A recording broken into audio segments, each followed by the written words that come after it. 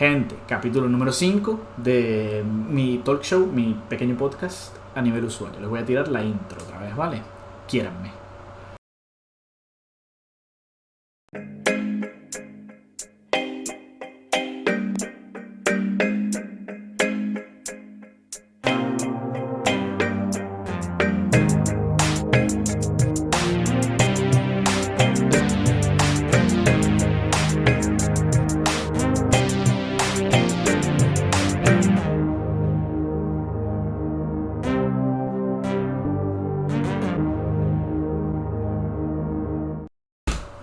No estoy muteado.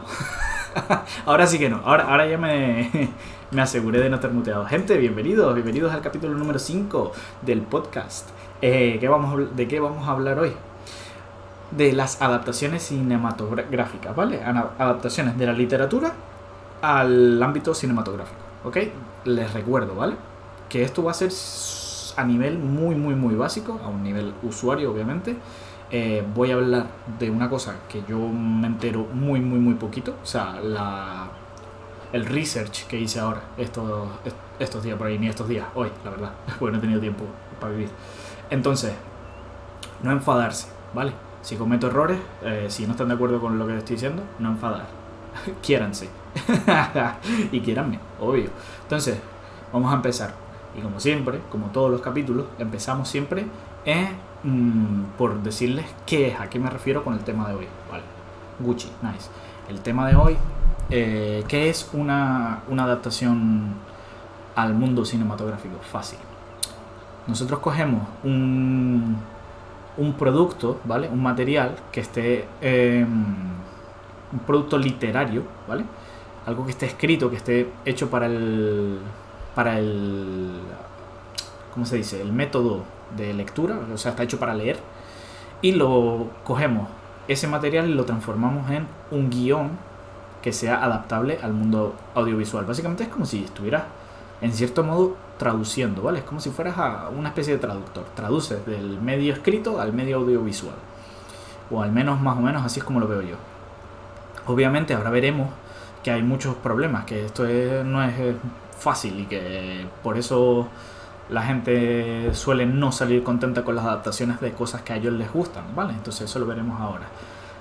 Yo sé que esto es un tema que levanta un montón de ampollas, que hay gente que está muy en contra de las adaptaciones, que les parece una mierda básicamente, gente que les parece genial, no sé, hay un poquito de todo, ¿vale? Entonces yo no me posiciono en ninguno de los dos lados porque yo veo las cosas y no las valoro mucho, la verdad. O sea, la única valoración que yo le suelo dar a lo que yo veo es me gustó o no me gustó. Porque como no me entero de nada. Gucci, gente. Entonces, en el capítulo de hoy lo que voy a hacer es como tirarles una retahíla de cosas y luego navegar sobre nuestra forma de ver las adaptaciones, ¿vale? Entonces, como ya sabemos lo que es, a mí siempre me gusta tirarles un datazo en los directos, un datazo en el talk show.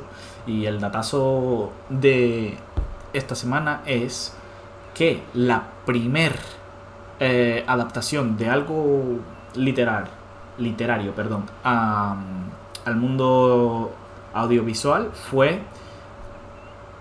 Bueno, esto está en francés, ¿vale? Y yo, francés, poco. Omelette du fromage y vas que te mata. Así que si lo pronuncio mal, pues la chocan. Vale. Faust, o Fot, no sé cómo se pronuncia. Fausto, pero Fausto en francés. Aparición de Mefistófeles. Fausto, la aparición de Mefistófeles, ¿vale? Pero en francés. Quería intentar leerlo en francés por darle un poco de comicidad a la vida.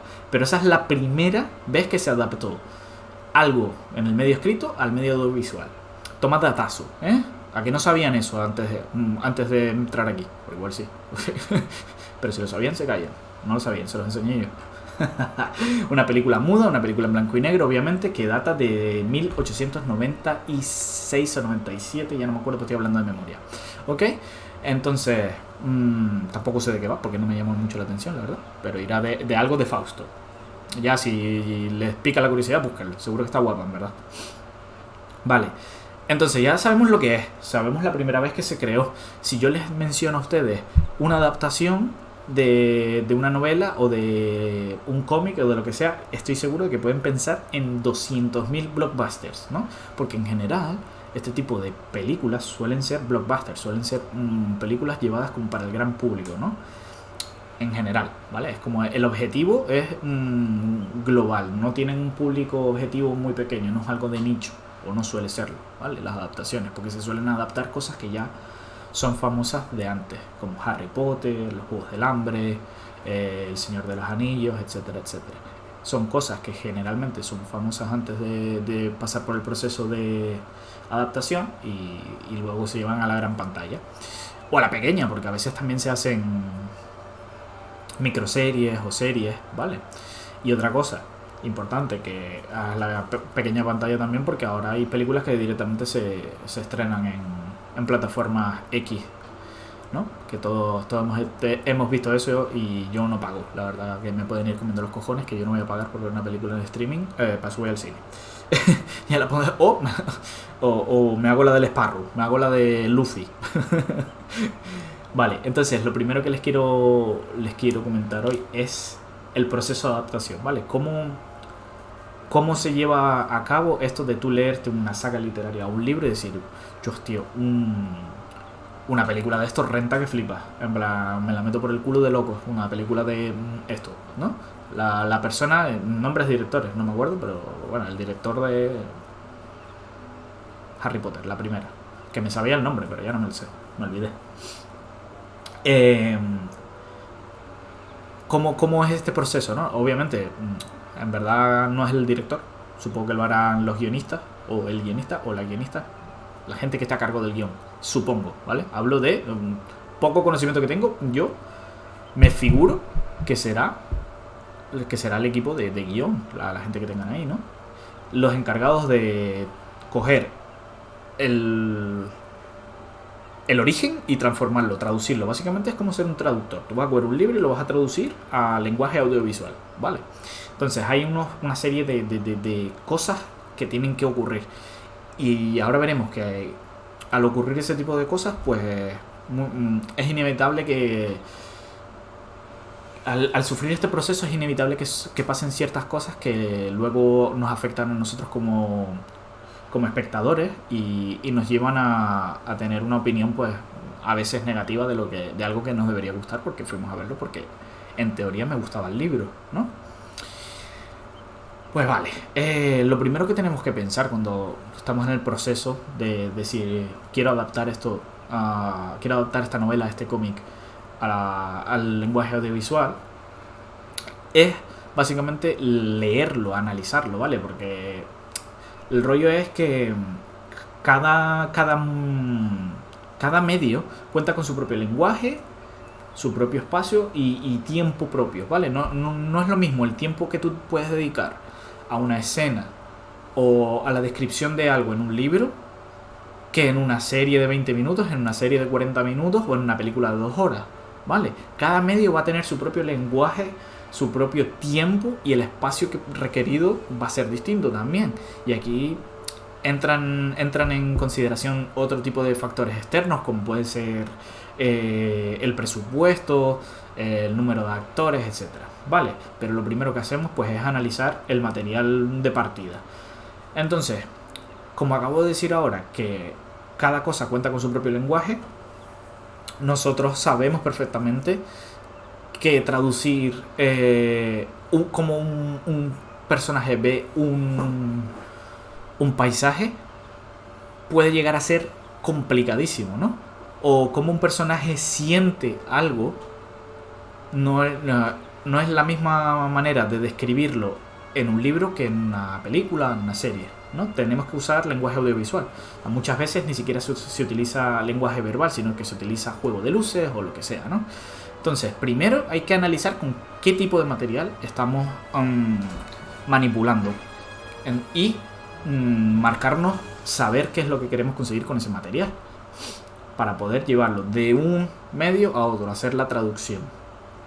Una vez ya tenemos hecho eso, hay que tener...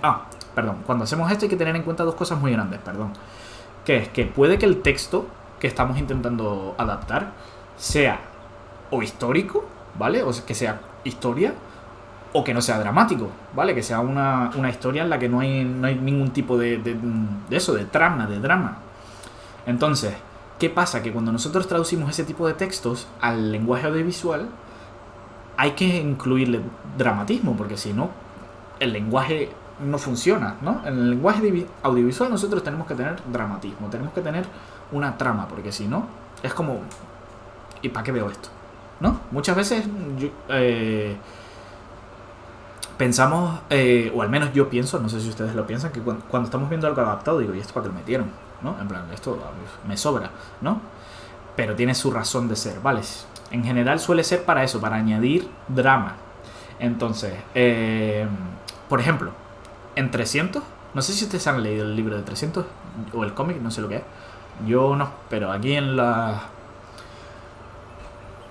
fuentes me salió que 300 es un libro, me lo creo, y que en el libro no existe la subtrama amorosa ni nada de estos rollos super mitológicos que salen en la película, que they serve a purpose, ¿sabes? Tienen sentido, están ahí por una razón, para añadir dramatismo y para hacer la película mucho más dinámica, ¿no? El añadir la subtrama amorosa suele funcionar muy bien en las películas. Suele, ¿vale? ¿Se acuerdan cuando estábamos hablando hace un par de capítulos sobre las sitcoms y sobre todo sobre las sitcoms, pero que también ocurría en los shonen, que siempre había un interés amoroso?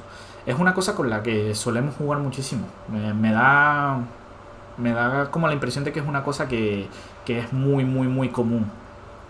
Entonces, una vez tenemos eso en cuenta, el 1, pasamos a la cosa número 2 que hay que tener en cuenta, y es que al tener cada formato su propio lenguaje, hay que traducir ese lenguaje, ¿vale? Es a lo que me estaba refiriendo antes. Hay que tener en cuenta que en uno tenemos palabras y en el otro tenemos imágenes, luces, sonidos. Tenemos un lenguaje mucho más complejo, ¿no? De manipular al menos me parece mucho más complejo. No sé si ustedes estarán de acuerdo. Entonces, cuando estamos leyendo una novela, leyendo un cómic o lo que sea, y hay metáforas o hay diálogos o hay cosas que son suprimidas o son interpretadas de otra manera, se suelen utilizar música, encuadres, luces. Es lo que mencioné antes, en plan, no es lo mismo la manera en la que nos describen cómo se sintió Harry Potter la primera vez que vio a Voldemort, por ejemplo, ¿no? En el libro 1, no sé si se acuerdan, cuando vio la cabecita así toda pocha detrás en la nuca del profesor Quirrell, que cómo se ve en la peli. En la peli el ritmo de la música nos dice lo que está pasando, ¿no? En la peli el juego de luces, siempre hay, lo vimos en lo de los villanos, que los colores de los villanos, ¿no? Los colores de los villanos suelen ser colores tirando al rojizo, tirando a lo oscuro, rojos, negros, violetas, suelen ser esos que están encuadrados con los... encuadrados no. No me va a salir la palabra ahora, ¿vale? Pero que van juntos con los villanos. Entonces recordamos, analizamos el material, tal, nos leemos el libro y decimos, vale, se puede hacer esto, se puede hacer lo otro. Hay que tener en cuenta que si el texto no tiene trama, no tiene un drama de por sí, se lo vamos a tener que añadir en alguna parte. No significa que vamos a cambiar por completo el punto de partida, el material de inicio, porque entonces no sería una adaptación, según yo. Según yo, si yo cambio totalmente el material del que parto, para mí ya no es una adaptación, sino que es algo como inspirado, ¿no? En plan, inspirado en la saga de X, pero no es X en verdad. No sé si me estoy explicando.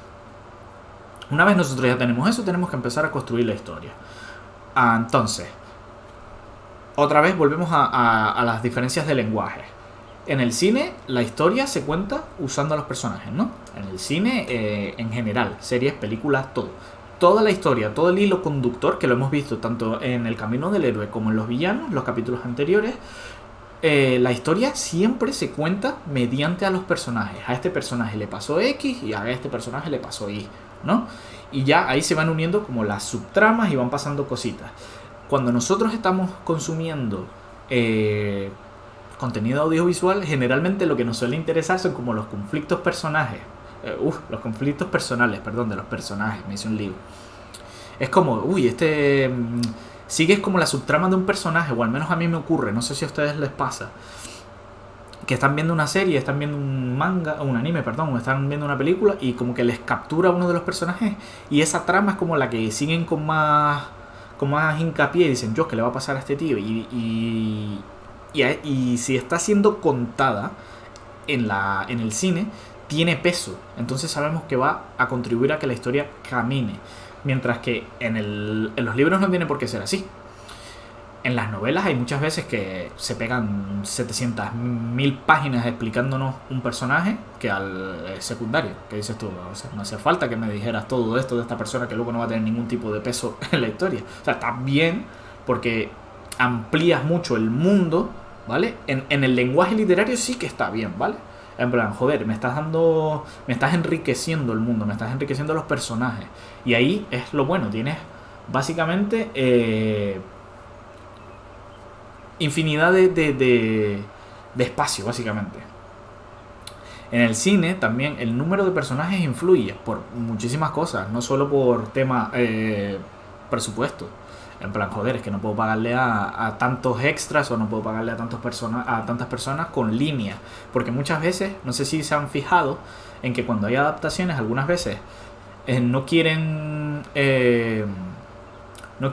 eliminar totalmente a un personaje, pero a lo mejor en vez de darle X importancia, solo le dan tiempo en pantalla, pero no le dan líneas, o le dan menos líneas que a otros actores. Y es este tipo de cosas a las que me refería cuando hay gente que se enfada cuando este tipo de cosas pasan, pero que son cosas inevitables, porque tú piensas que los libros tienen una capacidad de enumerar personajes ilimitada, o sea, es infinita. Tú te puedes pegar un medio libro enumerándome personajes. Es más, ocurre en la saga del Nombre del Viento, no sé si la han leído, si no se las recomiendo, es bastante guay, la verdad.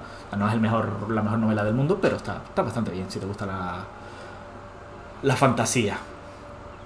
Hay muchísimos personajes, pero además desde la primera página hay muchísimos personajes que luego ni pinchan ni cortan o no vuelven a mencionar, pero para ese momento, para ese arco argumental de ese momento es necesario, o aunque no sea necesario, enriquece. Entonces cuando nosotros transcribimos eso o traducimos eso al lenguaje audiovisual, pues por temas X, a lo mejor lo que hacemos es o eliminar la escena entera o mezclar escenas, como veremos ahora. En el cine, como dije antes, el número de actores está limitado, pues por muchísimas razones, ¿vale? Entre ellas está el tiempo y la capacidad de atención del espectador.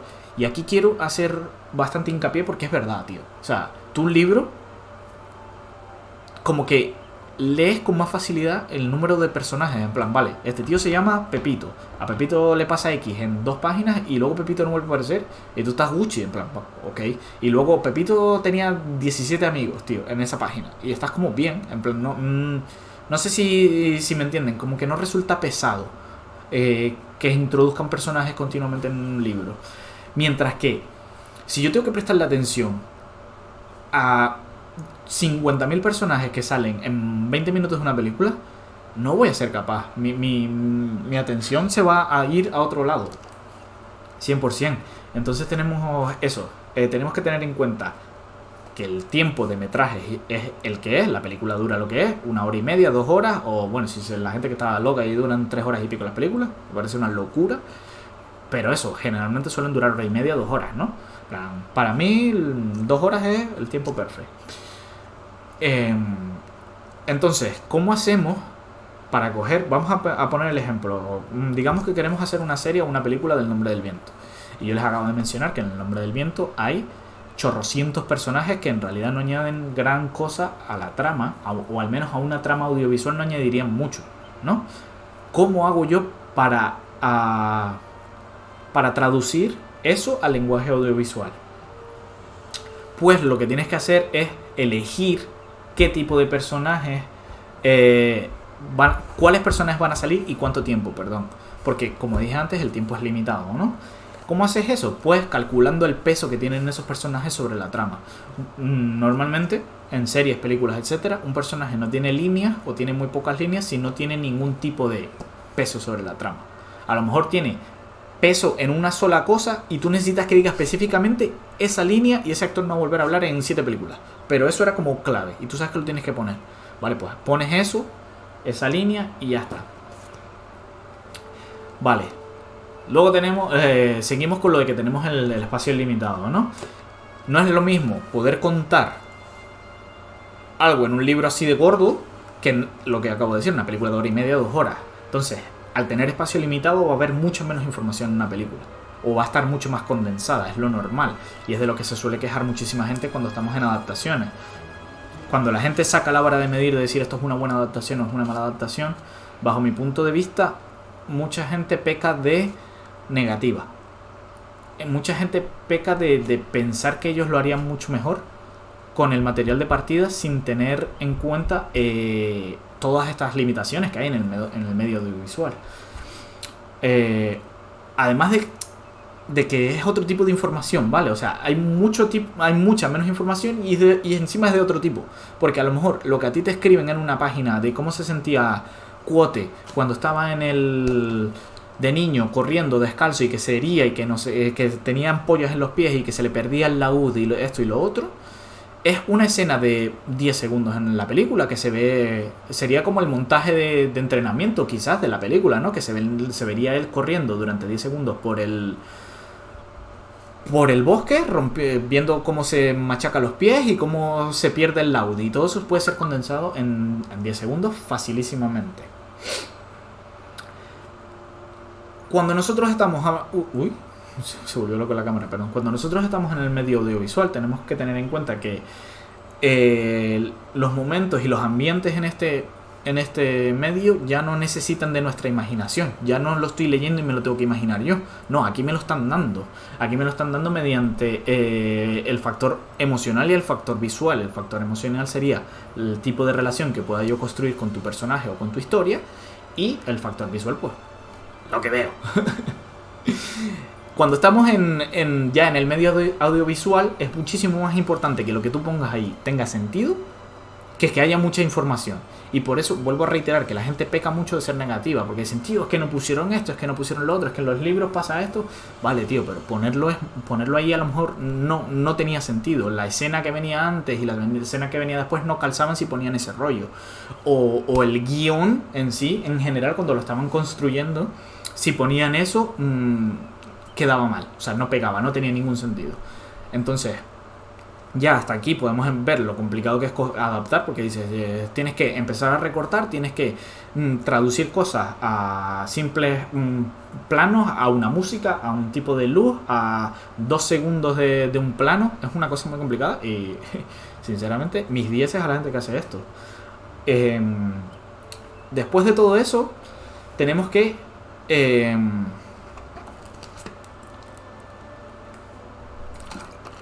perdón, que me estoy quedando deshidratado.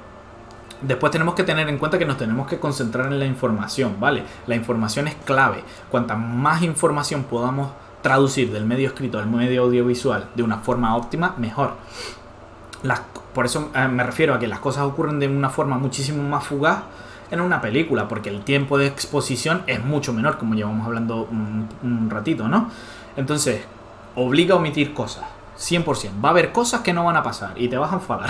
O sea, a lo mejor la conversación que tuvo tu personaje favorito con una persona que no añadía nada a la trama no va a aparecer, y para ti eso era clave. Entonces hay que tener muy claro eso. Para evitar, en la medida de lo posible, omitir cosas, se recurre a lo que yo mencioné antes, a lo de condensar varios eventos en uno solo, ¿no? Tengamos que a lo mejor queremos en 20 páginas de este libro, queremos ponerlas porque calza muy bien los datos que tenemos en eso con lo que ya hemos adaptado. Pero es muy largo, son muchísimas páginas y pasan muchísimas cosas dentro de esas 20 páginas. ¿Cómo lo hago?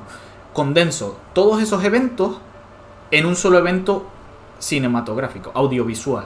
Entonces, todo lo que ha pasado ahí a lo mejor lo traduzco en una escena de... Esas 20 páginas las traduzco en una escena de... Me lo invento, minuto y medio, ¿vale? La conversación, el viaje de punto A a punto B, la conversación en medio de ambos puntos, el color del cielo que veía el personaje cuando estaba caminando, que se enamoró, en vez de explicarme que él se enamoró del cielo estrellado mientras caminaba y le recordó a su abuelo y tal y no sé qué, a lo mejor lo que vemos en pantalla es al personaje caminando de noche, mirando al cielo y llorando o sintiéndose feliz o X, ¿vale? Ahí ya obviamente pues a interpretación de la persona que esté creando el guión. Pero eso, se suele utilizar mucho lo de la condensación para evitar la omisión de información, porque como les dije antes, la información es importante, pero no significa que no se omita nada. Sí o sí va a haber omisión de cosas, porque son dos medios totalmente distintos. No es lo mismo poder tener 900 páginas para explayarte que 1 hora y media, 2 horas de película, ¿vale? Vamos por aquí y ya después de eso... Ay, perdón, que quería mencionar una cosa, lo acabo de ver aquí. Me acabo de ver el chivatazo. Un ejemplo de esto sería la pelea final de Harry Potter, en la última película. En el libro está como detallada, por ejemplo, la pelea del gemelo que muere, que ahora ya no sé cuál de los dos es. ¿Vale? Pero el gemelo que muere, la pelea que él tiene, está súper detallada en el libro. O sea, está súper bien explicada y tú te lo imaginas súper guay y tal, no sé qué. Las peleas en general, la pelea está como súper detallada, como personaje clave con personaje clave. Y en la peli se condensan todos esos elementos en enseñar en pantalla pues quizás los más icónicos, ¿no? Los de la madre Weasley con Bellatrix sale porque es icónico. Muchas otras cosas de esos eventos se juntan, ¿vale? Y forman un evento, vamos a llamarlo evento distinto, pero no es del todo distinto. Entonces, en vez de ver toda la pelea que tiene el gemelo allí contra los Death Eaters, ¿cómo se llamaban en español? Mortífagos, contra los mortífagos o X, el que lo haya matado, no se ve. Simplemente vemos a los fallecidos, ¿no? Vemos a Lupin, vemos a... Ay, ¿cómo se llama la mujer de Lupin? ¿Pana? Bueno, a la mujer de Lupin. A Lupin y a George... Era George, ¿verdad? Espero no estarme equivocando. Muertos. Pero no vemos cómo mueren. Mientras que en el libro sí que nos darían una descripción detallada de qué está ocurriendo. Entonces a eso me refiero con condensación. Luego, volvemos, seguimos con lo mismo. Seguimos con el problema de que es traducir una cosa muy compleja a un medio distinto. Entonces hay que buscar la simplicidad, ¿vale? Una película es un relato, en general, autoconclusivo, ¿no? Es un relato cerrado, es un relato simple. Es un guión que te va a contar una historia que empieza y acaba, ¿no? Que tú dirás, coño, un libro también, vale, pero el libro es como más, lo hemos visto que es como más wide, ¿no? Es un concepto mucho más amplio. En los libros se da lugar a interpretaciones muchas veces, a cosas, ¿no? De hecho, los autores te suelen dejar muchas cosas abiertas para que tú interpretes. En plan, pues esto era X, que además acabas luego en lengua, en primero de bachillerato, diciéndote, la profesora, ¿qué crees que significaba que el cuervo era azul y estaba en su techo? ¿Qué crees que quería decir el autor con esto? Y tú tienes que pensar que, claro, el cuervo suele ser no sé qué de la muerte y el azul es triste, a lo mejor se quería suicidar y a lo mejor el autor lo que quería era poner un cuerpo azul porque le gustaban los cuerpos azules, yo que sepan, ¿sabes? Entonces por eso digo que da mucho juego a la interpretación, porque hay cosas que están ahí, se escriben, se pueden escribir con X motivación, pero luego están abiertas, mientras que en las películas no suele ser así, no se da pie a demasiadas interpretaciones, en general suele ser lo que estás viendo, ¿vale? Hay excepciones, obviamente, los thrillers, ¿no? Todos estamos pensando aquí en los thrillers, pero en general suele ser un relato cerrado, ¿no? En el que no se puede como interpretar demasiado. Entonces, hay que tener en cuenta también que un libro tiene la maravillosa, me encanta esto, tiene la maravillosa herramienta de las citas y los anexos, los pies de página. Te ponen una palabra que tú dices, pero hermano, ¿esto está en castellano antiguo o es inventado que te cagas? ¿Esto qué es? Y en el pie de página te dicen uno, tal, no sé qué, y el significado. Espectacular. ¿Cómo haces eso en lenguaje audiovisual? Pues si es, por ejemplo, Daenerys Targaryen hablando en valirio, en vez de a lo mejor escribirte una palabra en valirio y ponerte debajo lo que significa en el libro, que no sé si hacen eso porque no me los he leído, pues en la serie te pondrían a ella hablando en valirio y debajo traducido, ¿no? A eso me refiero con que es como más simple, no peor, sino como más simplificado, más comestible para el espectador, porque es otra cosa distinta. Vale.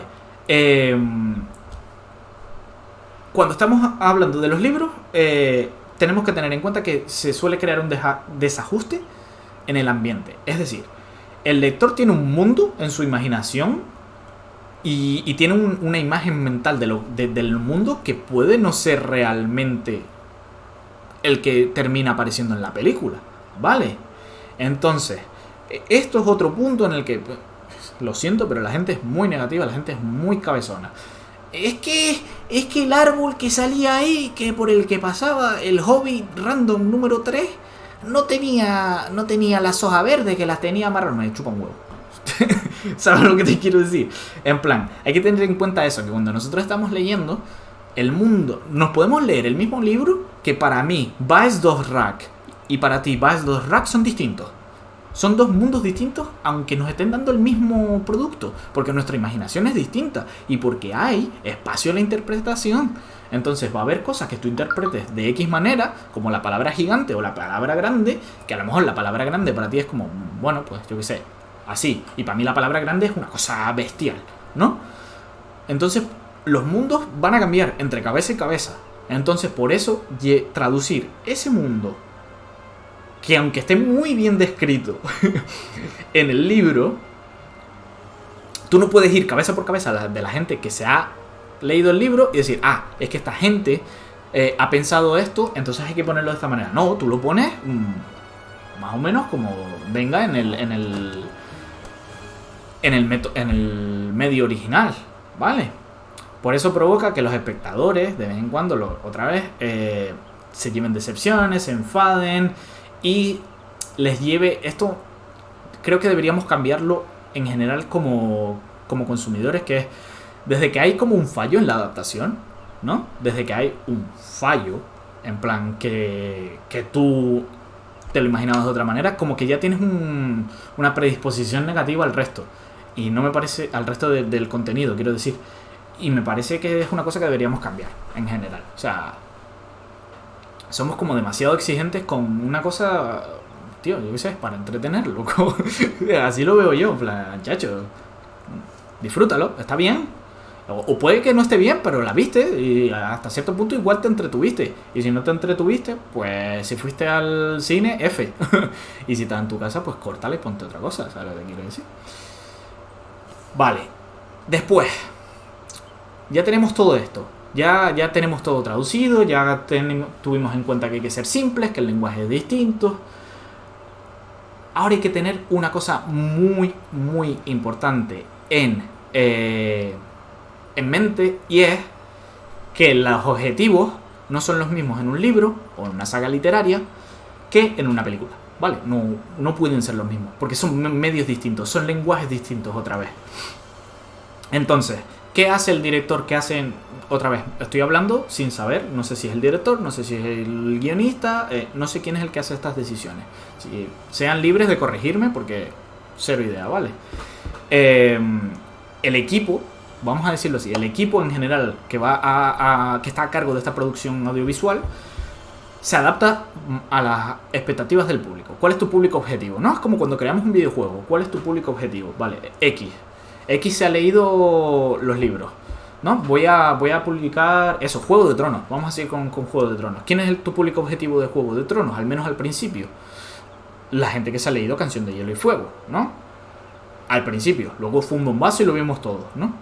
Pero tú partes de un público objetivo, que sería la gente que se ha leído Canción de Hielo y Fuego. Entonces tú, a partir de ahí, decides cómo construir esa serie, esa película, en base básicamente a los gustos de esa gente, de ese público objetivo. Otra vez, es como un videojuego. Tú tienes que venderlo, es un producto.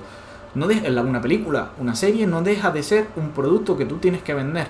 ¿Cómo lo vendes? Buscas tu público objetivo, pones todo lo que le gusta a tu público objetivo, lo empaquetas, lo editas y a tirar, ¿vale? Entonces, aquí es donde vienen los problemas con las intenciones, por ejemplo, de rodar segundas partes, terceras partes, X.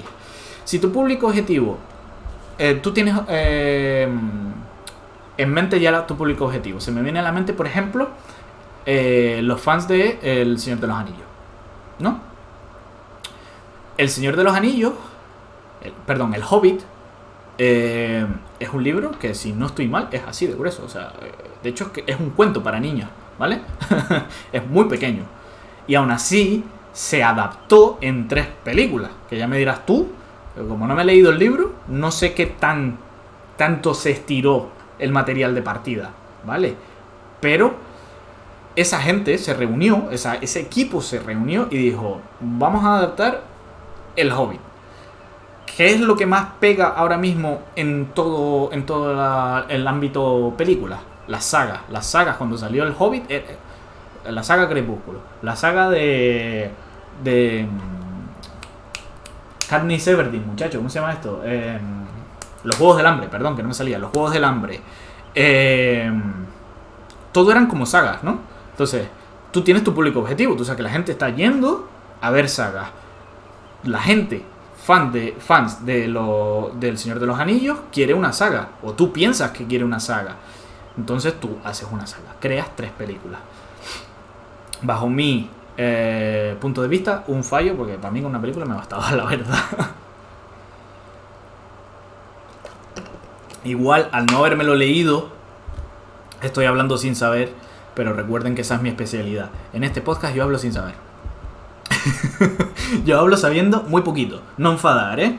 Que me hago un poquito de búsqueda, pero en general tampoco... Tengo un conocimiento aproximado de muchas cosas, pero aproximado, no sé demasiado. Quiéranme. Vale. Un ejemplo de todo esto, de una adaptación, de basarte en tu público y de todo lo demás que hemos visto durante el capítulo, es el Resplandor. El Resplandor no sería una adaptación 1-1, ¿vale? No sería una adaptación pura y dura de la novela de Stephen King. ¿Por qué? Porque el director omitió temas como el alcoholismo y la desintegración familiar, que en el libro son claves, ¿vale? El escritor hace mucho hincapié en eso en el libro, pero en la película están totalmente omitidas. Entonces no podemos hablar de una adaptación 1-1, porque ya hay muchas cosas muy claves omitidas. ¿Por qué? Porque a cambio de eso, sacrificando eso, él obtuvo la posibilidad de generar una obra que está basada en lo visual, en el lenguaje visual, ¿no? Todos, o bueno, la gente que ha visto El Resplandor o que más o menos está interesado en este tipo de temas, se ha visto seguramente los planos estos, el plano del espejo, el plano de las niñas. En general suele ser una cosa muy de cultura pop, ¿no? Entonces se ve que Kubrick, perdón. No estaba hablando del escritor, estaba hablando del director. Kubrick quiso omitir eso para ganar en otro terreno, en otro lenguaje, en el lenguaje visual, ¿vale? Entonces la película es muy visual, es una película que te cuenta la historia basándose muchísimo en la comunicación visual, y el libro pues no sería tanto así. En el libro sí que hay ejes centrales para la trama, como mencioné antes, el alcoholismo y la desestructuración, la familia desestructurada, ¿vale? Después luego hay como al contrario también, ¿vale? Que sería Cadena Perpetua, por ejemplo. Cadena Perpetua es, según mis fuentes, ¿vale? Si no es así, no enfadarse, un buen ejemplo de adaptación 1-1, ¿vale? En cuanto a fidelidad, es una obra muy fiel, ¿vale? Está muy bien fidelizada, muy bien traducida del medio original al medio audiovisual. En general suele ser... De hecho, es que es un peliculón. O sea, Cadena Perpetua, que es Shawshank Redemption en inglés, si no estoy mal, es un putísimo peliculón. Y yo no me he leído el libro, pero según mis fuentes de internet, es una muy buena adaptación. Entonces, ya sabemos qué es el proceso de adaptación, ya sabemos qué son las adaptaciones. Ahora, ¿qué es una buena adaptación? Y aquí es donde ustedes y yo seguramente nos vamos a pelear, porque yo soy muy conformista, ¿vale? Yo soy un consumidor soy un consumidor medio, tío. Yo en general no suelo exigir demasiado. Es verdad que a cosas que me gustan, sí, o que siento como pasión por la cosa en la que se basan, igual sí me voy a poner un poco más tiquismiquis, pero en general, con que medio se parezca, la verdad que me parece correcto. Entonces, para mí una buena adaptación es una adaptación que consiga transmitir el mismo mensaje que transmite el medio original, ¿vale? El producto en el que yo me voy a basar, al que voy a adaptar. Y les voy a dar un ejemplo de una mala, ¿vale? Que es mi película favorita. Porque sí, porque a mí me gustan las mierdas y para que me vayan conociendo. Yo no soy cinematógrafo, yo no soy cinéfilo. Les voy a enseñar una cosa, esperen.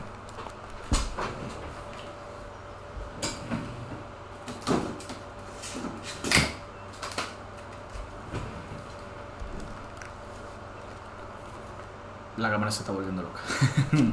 Aquí. Esto. V de Vendetta. V de Vendetta es una novela gráfica espectacular. Junto con Watchmen, que la tengo ahí detrás, de mis favoritas, ¿no? Vale. V de Vendetta tiene una película. Su película es mi película favorita. Yo sé que no es muy buena peli, ¿vale? Objetivamente hablando, yo sé que, bueno, pues para la gente es una película de mierda. A mí me parece una adaptación de mierda. O sea, me parece una adaptación muy mala. Se omiten cosas muy claves para meter cosas que hemos visto que funcionan. Como el tema, la subtrama amorosa, la subtrama de los picoletos, en general. Vale, si han leído la novela gráfica y han visto la peli, yo creo que saben de lo que estoy hablando, con que se omiten cosas que deberían ser claves para la trama. Vale, sobre todo el final, que de todas maneras el final cumple lo que dije antes, de que las pelis suelen ser autoconclusivas, las pelis suelen ser más simplificadas, ¿vale? Y spoiler alert, ¿vale?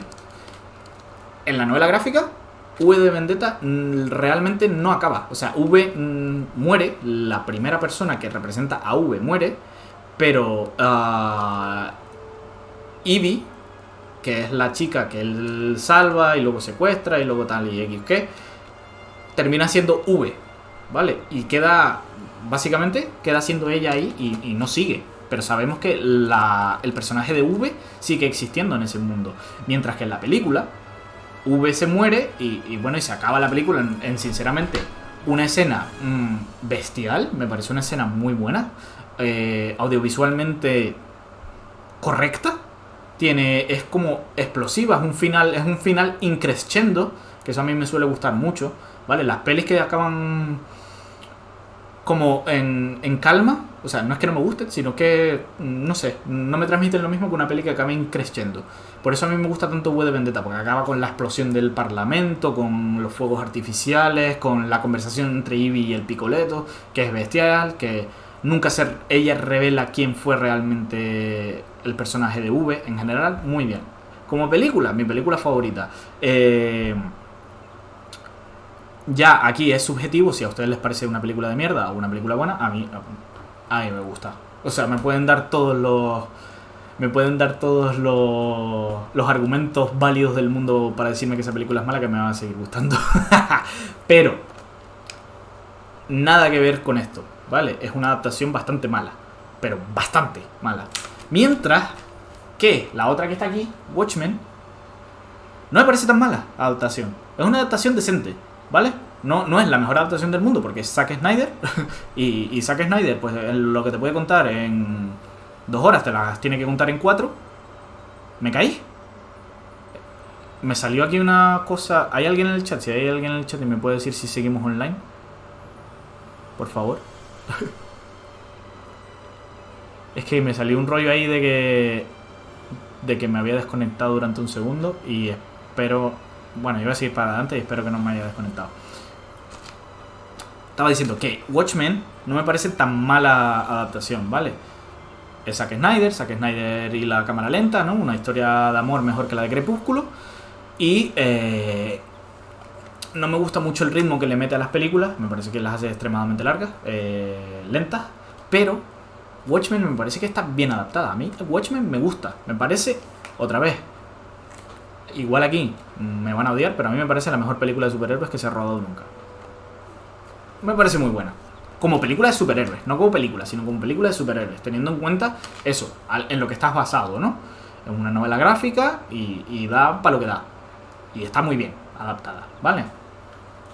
Entonces, vuelvo a qué es para mí una buena adaptación cinematográfica. Pues eso, tío, una adaptación que me haga sentir lo mismo, que me haga vibrar de la misma manera que me hizo vibrar el producto original. Vale, yo no... De hecho, las adaptaciones 1-1, aunque las valoro, digo, yo es que curro, tal, estar haciendo esto, tal, y quedan bien, ¿no? Quedas como bien al hacer ese tipo de adaptaciones. Pues, en general, a mí tampoco son las que más me llenan. A mí me gustan las que se interpreta, en las que... Eso, que consigan que yo sienta más o menos lo mismo que cuando pues me estaba leyendo la novela o cuando me estaba leyendo el cómic o X. Por eso yo no me suelo llevar, o sea, no suelo tener las mismas opiniones que la gente en cuanto a, bueno, que mucha gente, tampoco es de especial ahora, que mucha gente en cuanto a las adaptaciones, porque la gente con las adaptaciones suele ser muy negativa, muy criticona, incluso. Y a ver, supongo que si tú sabes de cine, o yo qué sé, o eres aficionadísimo a muerte y conoces un montón, pues ya les ves como muchas más fallas, ¿no? Le ves como poca necesidad, pero a mí mientras me satisfagan, me entretengan y cumplan su objetivo, que es entretenerme, me parecen correctas. Ahora, si van a coger el material original y se lo van a follar, pues igual no. ¿Qué es lo que pasa con V de Vendetta? Me parece una adaptación de mierda, sinceramente, pero y aún así es mi película favorita. Pasas que cosas, ¿no? Por favor, háganme saber en la cajita de comentarios o aquí en el chat para ustedes qué es una buena adaptación, tío. Me gustaría muchísimo abrir espacio para debate en los comentarios, en el chat. Me parece muy guay. Si les apetece, que sepan que están bienvenidísimos a hacerlo, ¿vale? Después, ¿qué es una mala adaptación para mí? Pues una adaptación que cuando se omiten demasiadas cosas, para mí pierde como salsita, pierde sazón. Sobre todo si esas cosas que se están omitiendo para mí fueron claves a la hora de leerlo y no se están excusando o no se está utilizando esa omisión para realizar otro tipo de cosas. Porque, por ejemplo, El Resplandor es una película muy buena, ¿no? O sea, creo que podemos estar todos de acuerdo en que está muy bien hecha esa película. Objetivamente es muy buena. Y aún así acabamos de ver que omiten cosas muy claves para el libro. Pero claro, son mundos totalmente distintos. Por eso vuelvo a lo de que las 1-1 no me suelen llenar del todo, porque es eso, porque son medios distintos. Yo quiero que tú cojas el medio A, exprimas lo que pueda ser útil para el medio B, lo traduzcas y me hagas una cosa bonita, que me entretenga, que me haga vibrar de una manera parecida o igual, contándome esta historia de otra manera. Por eso a mí las 1-1, aunque las valoro, es un curro y suelen estar bien, les falta como algo, les falta un poquito de salsa dentro de mi parecer. Y qué más, en